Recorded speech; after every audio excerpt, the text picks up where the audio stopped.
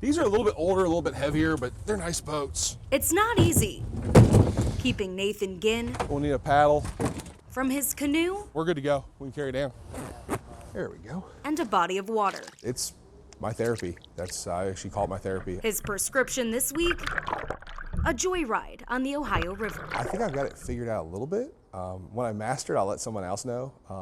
I don't think it's ever gonna happen. Because even after more than 20 years of boating, When things are really bad out there and the current comes up, it's dangerous. it's why Nathan says solo is a no-go. I would never paddle by myself on the Ohio River. We never expected him to be there. And he had made comments, you know, how not smart it was to be in the river. So we can't figure it. It just doesn't make sense.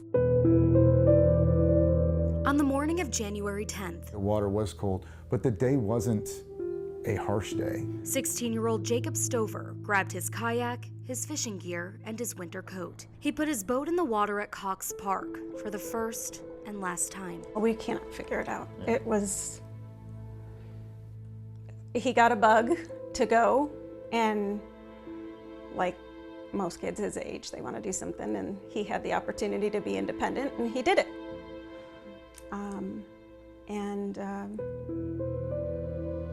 No, it was not a norm in any way, shape, or form for us.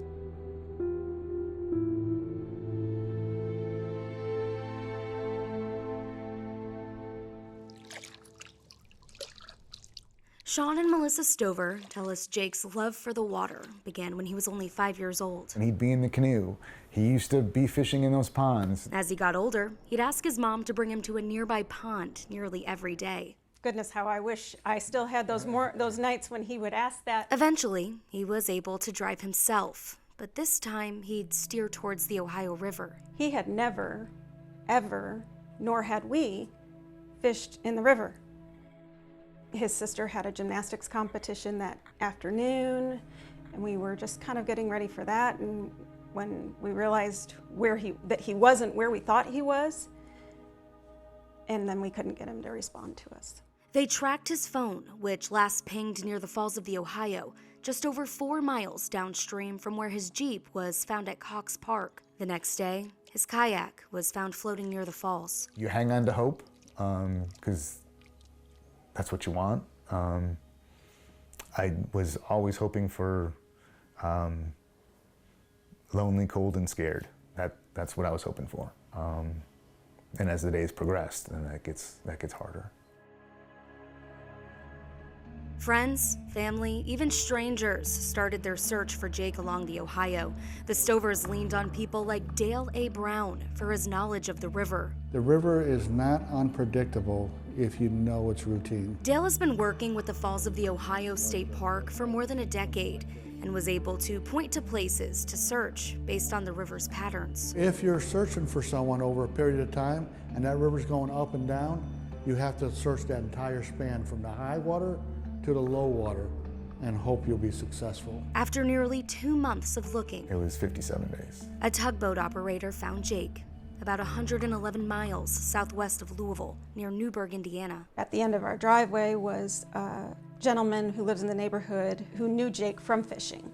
And I said to him as I was walking away, I need that river to let my son go.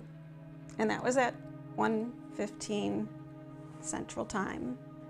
And the notification from the police is like 1:20 Central Time. Melissa says her son died from drowning and hypothermia. The river it's very deceiving. The Stovers hope sharing Jake's story will start more crucial conversations about safety on the water. A lot of boating safety is talked about, and a lot, wear your PFD, that's of course. But what's not talked about is the water temperature. Nathan knows the risk of kayaking and fishing through winter. Below 40 is immediately life-threatening. I mean, it's going to kill you. That's where wetsuits and dry suits come in handy. If you are dressed for winter out here and you've got down jackets on, and if you go in the water, that's going to absorb the water and it can help pull you down and also restrict your movement for you to save yourself. Jake's parents also believe he was paddling in a restricted area. The 2nd Street Bridge is the end point for recreational vehicles come down. Warning signs are painted on the pillars, but even we had trouble reading them. Do you think there's enough signage out there for someone who's never been on the river before? I think for a true novice, no. But I don't see how they could add any more either. There's got to be a better way to let people know that they can't be there. Dale says on average, one person drowns in an accident near the Falls of the Ohio every year. The common denominator, though, is everyone that drowned, none of them had a life vest on. It's why there are pamphlets on the walls inside the Falls Center preaching safety on the river. Not underestimate the power of the water, and don't overestimate your abilities.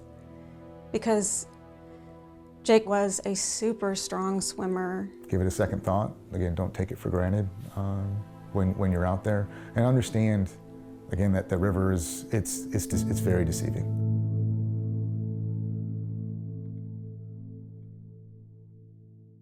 I reached out to the U.S. Army Corps of Engineers about the illegible signage down by the 2nd Street Bridge. They agreed. These signs are in poor shape and told me they're partnering with the U.S. Coast Guard to determine best placement for buoys in that area.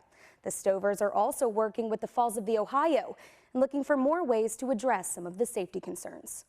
For Focus, I'm Heather Fontaine.